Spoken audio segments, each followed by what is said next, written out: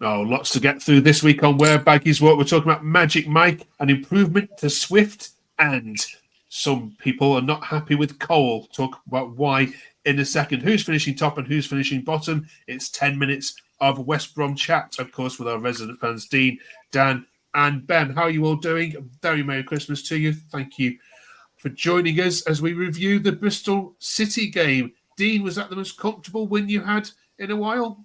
It's fairly comfortable, yeah. It was quite pleasant, to be honest, especially the last game before Christmas. We never win that normally. Always ruin your Christmas, the Albion do, but they didn't yesterday for a change. So, yeah, could have been a lot more. Should have been a lot more. Absolutely. Let's have a look at some tweets from the game then. Shall we? Great performance. Only 2 more games of Dobbin left as well. I thought you might have written that one, Dan. Oh, he's dreadful, isn't he? I just don't see what he offers at all. It's a bit of a waste of space, to be honest. Hopefully we do send him back. No. Elliot says, F me.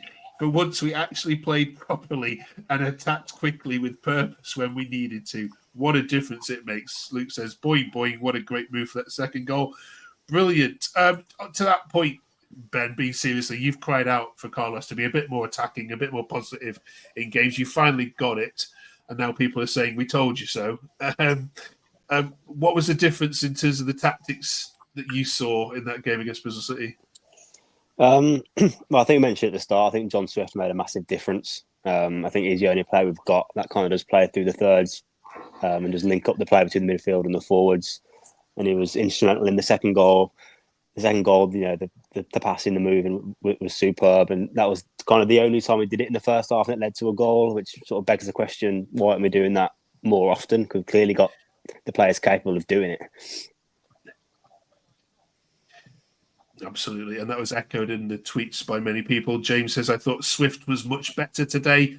Good showing from Swift, says AD Ward. Grady showed some good work too when he came on. Mowat was back to his imperious best. And MJ was back to last season's form, seemingly. Dean, do you disagree with anything there? Can't disagree with it at all. I thought Mo was immense, to be honest. I thought he ran the game from start to finish. Probably best game I've seen him play for the Albion. Yeah, and what about Swift, Dan? I mean, I think some of you have called him out on here a little bit this season, but was he imperious? Yeah, he didn't really put a foot wrong.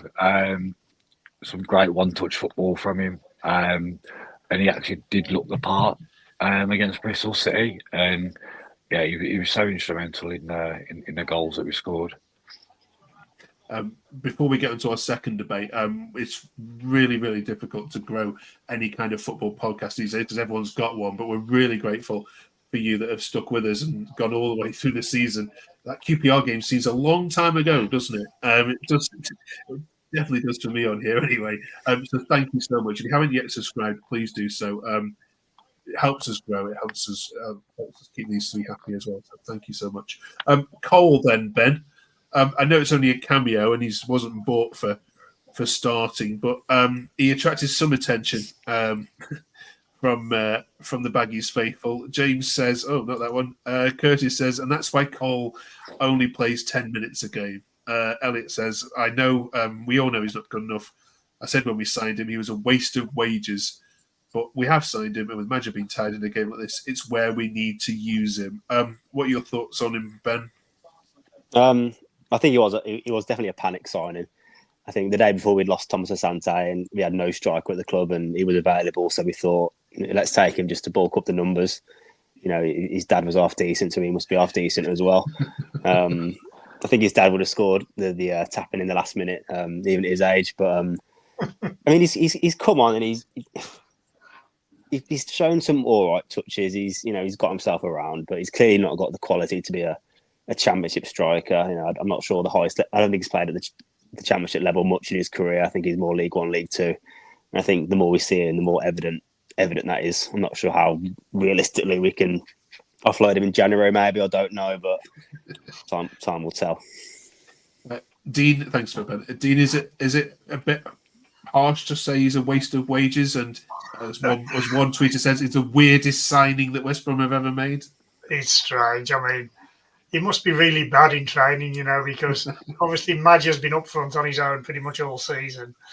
And then when he's sagging, when he's tired, he still doesn't bring him on. He brings Jed Wallace on instead.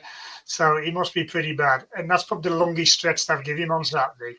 Yesterday. Yeah, he had a good 10 minutes or so. And did you see the miss? It was easier to score. It was on a plate. It was like, there you go, fill your boots. He's still put it wide. I was on my feet. I thought, well, you can't miss that. He did. Cheers for all of you. A final point this week then. Carlos Corberán, we spoke about last week, was potentially going to be considering offers. None came, Dan. I presume that you are mightily relieved. Yeah, slightly relieved. I mean, it must have put a rocket up the players, to be honest. With other teams potentially wanting Carlos. Actually thought we might as well start performing for him now since he's going to be here now a little bit longer. But yeah, there is still that little bit of doubt. Can he take us as he took us as high as we can go? But yeah, I am quite pleased that he's stuck around. Valencia today, though, isn't it? All Is the it? rumours about Valencia. Yeah. They've made him their number one target, apparently, even though they're skinned. But yeah, it's his hometown club, so yeah. Fingers crossed that goes nowhere. Ben, you're 7th at the moment. Would you take 7th now if we could offer you in May? Probably not, no, to be honest. I think how good we were last season. No, you're getting greedy now. Yeah, I mean, 6, 7 is probably where we are as a team. I think we're always going to be fighting for that last playoff spot, or 5th or 6th. I think that's kind of the region in the league we should be aiming for. There was all this talk about automatics at the start of the season. I think we're short of that. So sort of aiming for that last playoff spot is where we are, and that's I suppose that's where we are now. So yeah, you take it.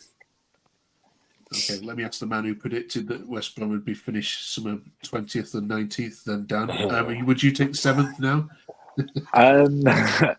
Yeah, to be fair, I am just very pessimistic when it comes to the Albion, but you know what it's like, and yeah, I'll take 7th now.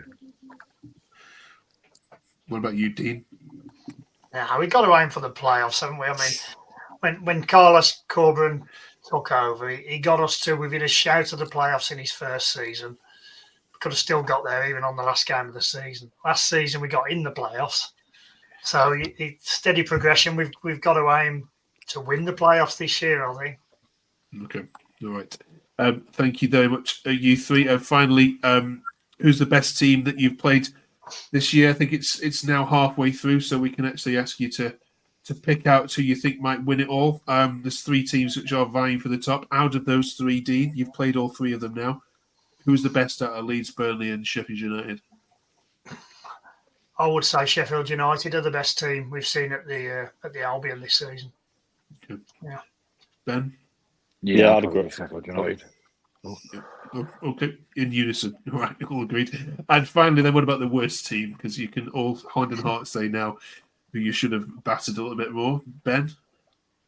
Can we say ourselves or not? No.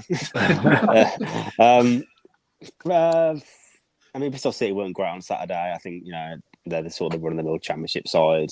Teams we should be beating, and they didn't really stroll forward that often. So at the moment, I'd probably say them.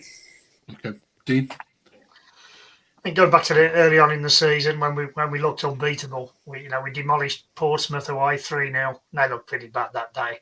I know they've improved since, but yeah, they weren't very good. And then there's teams like Millwall and Cardiff who have just come to the Albion and played out for a 0-0 draw and got it. But we did that at Sunderland, so yeah, I'd nominate us on that. Well, actually, when we asked Sunderland fans, you were in their worst team this season. They were very surprised at how bad you were. Dan? I'd probably say Coventry. I don't think they're ever going to be a great team anymore. But the amount of chances they were missing, if it was a better team, they would have battered us. Okay, 3 good shouts there. Let us know in the comments below what you think. Who's the best and worst that you've seen this season. Next week, of course, it's the last one of 2024. Lots of games to talk about, but we are looking back on the whole year for West Brom and awarding the best goal, the best players. So join us for that. It only remains me to say thank you massively to you three. And of course, Aaron isn't with us this week. He's probably doing Christmas shopping, I'd imagine. So I want to say to you three and to Aaron, thank you all very much for helping us grow this. And thank you for watching it along with us. We don't always get it right, but we have a laugh along the way. And we're very grateful for your company as we've done so. Drop us a subscribe if you haven't yet done so. And have a wonderful, wonderful Christmas. See you next week.